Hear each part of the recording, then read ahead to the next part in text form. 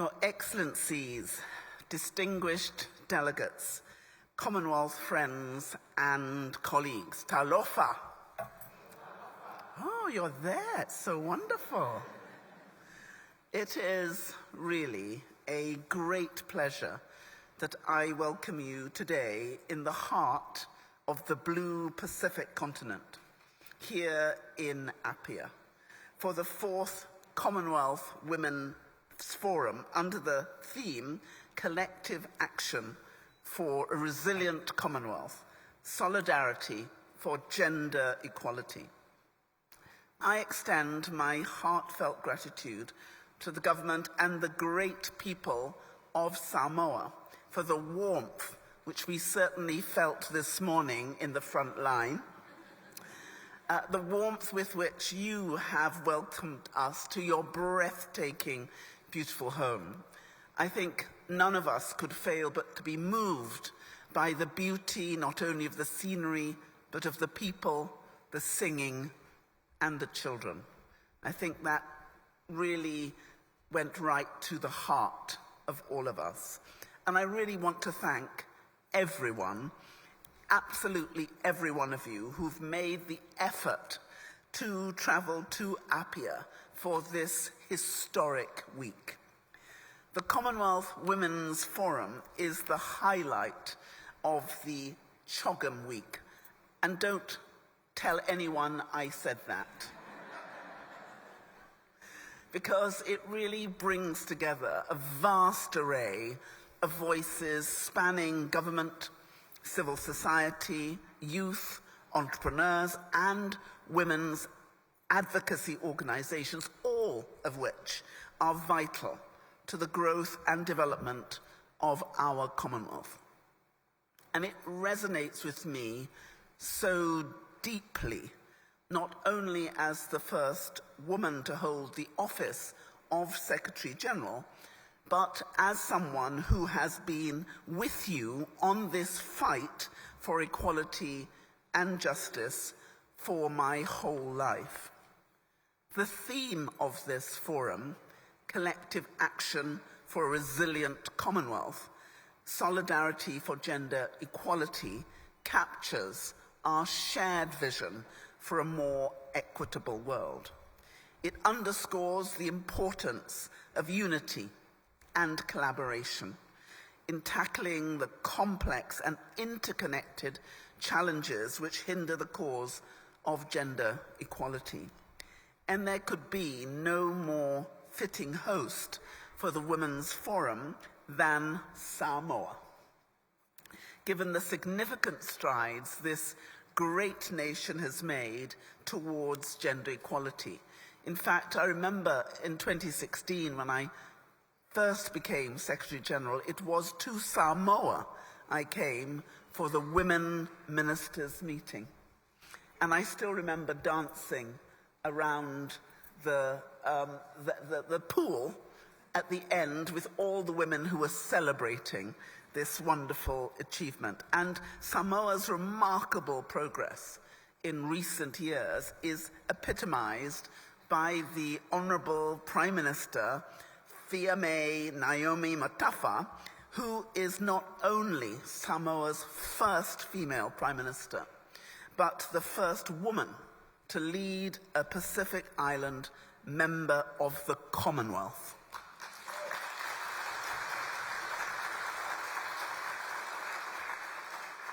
And I have to tell you, I felt great pride and joy that I was able to sit next to her this morning as she started the journey.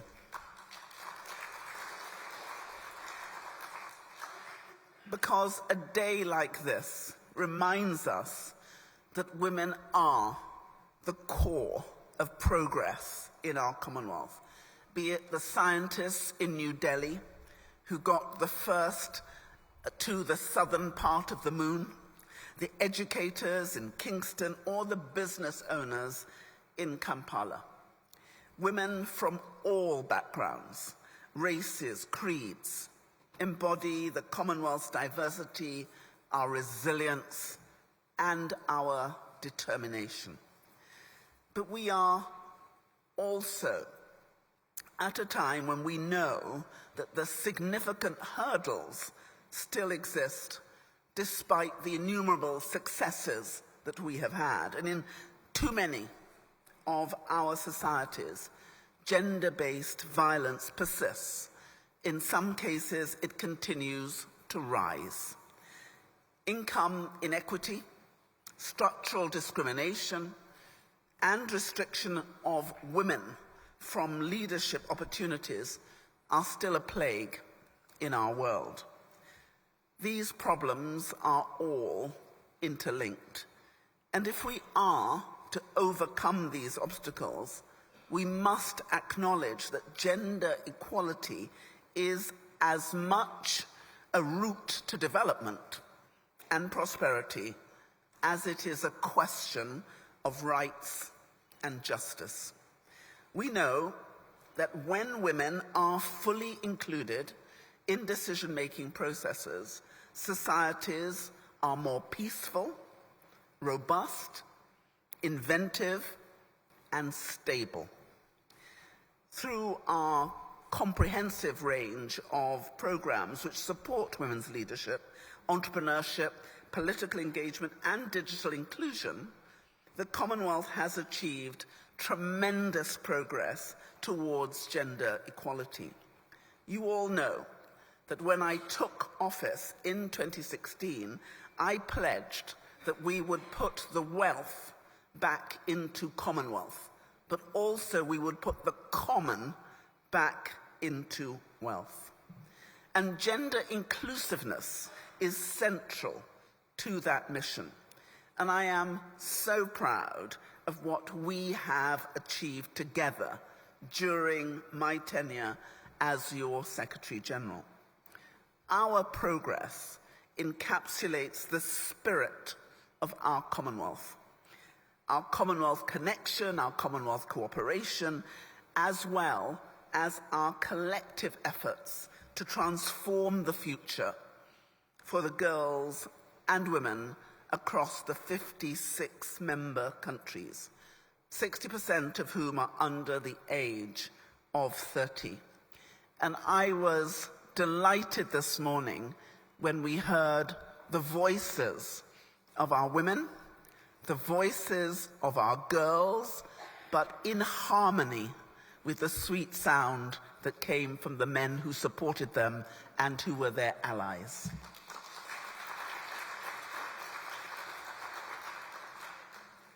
Because that harmony of voices is the harmony that we in our Commonwealth have created together.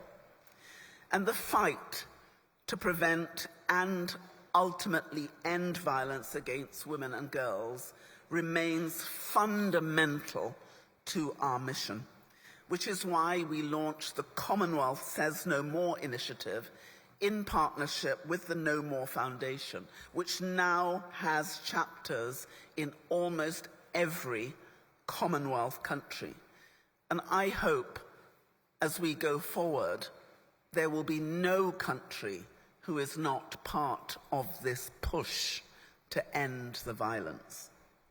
And we are putting women at the heart of our climate program through gender-responsive climate action, and we are enhancing digital inclusion in the Commonwealth, improving the digital skills and access for women and girls across our family of nations. This Women's Forum will consider the vast opportunities presented by technological advancement as well as its risks. But I am clear that our future success lies in our ability to understand, master, and harness the digital revolution and ensure its benefits can be shared equally by everyone, everywhere. This morning, as we were waiting to come in, we were talking about what we now have developed together as a Commonwealth in terms of data analytics. Later, we will publish the report for each of our countries, which will do the analysis of that data. what we've done in relation to delivering the Sustainable Development Goals, what we've done in relation to creating a digital infrastructure, what we've done to support AI, and what we need to do in order to deliver the green economy. That is the start, but in all of it, women and girls have to be there, because if they're not, we will not succeed. So the voices of women and girls must shine through. For these pressing issues, it is clear to me that the quality of leadership and the clarity of purpose to drive us to truly lasting solutions is what matters the most. That is why I'm delighted that the forum will open with discussion on the need for more women in leadership, from Parliament to boardrooms to public office and every sphere of life. There are so many exemplars of strong and visionary leadership across our Commonwealth. And if you want to know what women's leadership, women's power, women's ingenuity looks like, I want you just to look at your own tables. Just look at each other.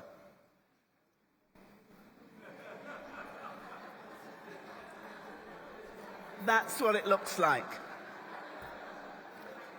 And guess what?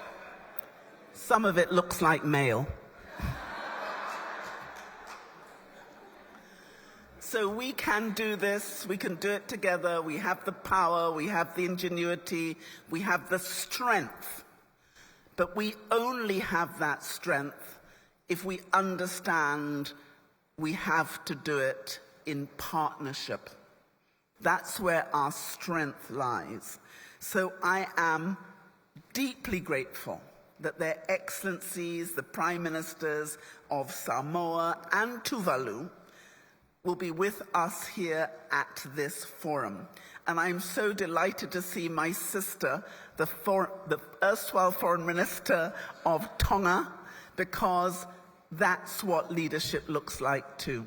And it's beautiful.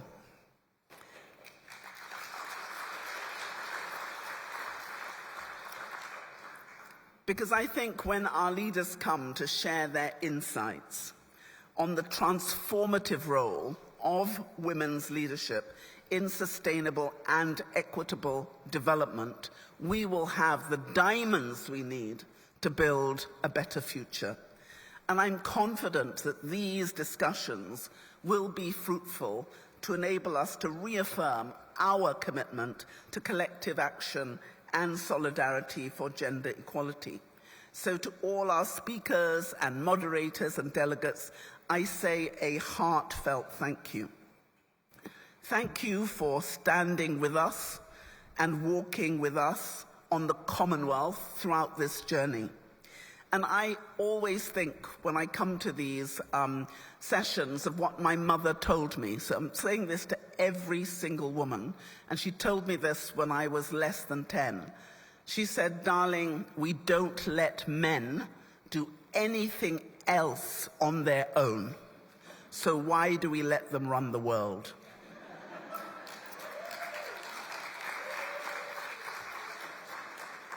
They need our help. But the important thing is we can do this together with our men. We can support them. We can love them just as much as we expect them to support and love us. It's what we do together that makes the magic. It's not leaving anyone behind. And that means all of us, not some of us. And as I wish you well in this forum, I invite you to recommit to our goal, achieving a world where gender equality is not just an aspiration, but a reality for all. We can do this. We will do this. We must do this. And I want you to remember all the things that in 2016 people told us was impossible. And what did the Women Forum say in 2016? They said, on our own, we may be invisible, but together we are invincible. That's what we said in 2016. We have proven that that is the truth, but it is only going to be true if we hold hands, we hold fast, and we fight for it. And I want to thank each of you who've been on this journey with us, fighting for it. So just in case you haven't remembered it, I'm going to say it again. On our own we are... I can't hear you. But together we are... I think you better have that. I'm going to give you one last. Together we are invincible. So God bless you. May he make his face to shine upon you, and may your guardian angels walk beside you, and may God keep you safe in the very palm of his hand, because we are going to do this. God bless.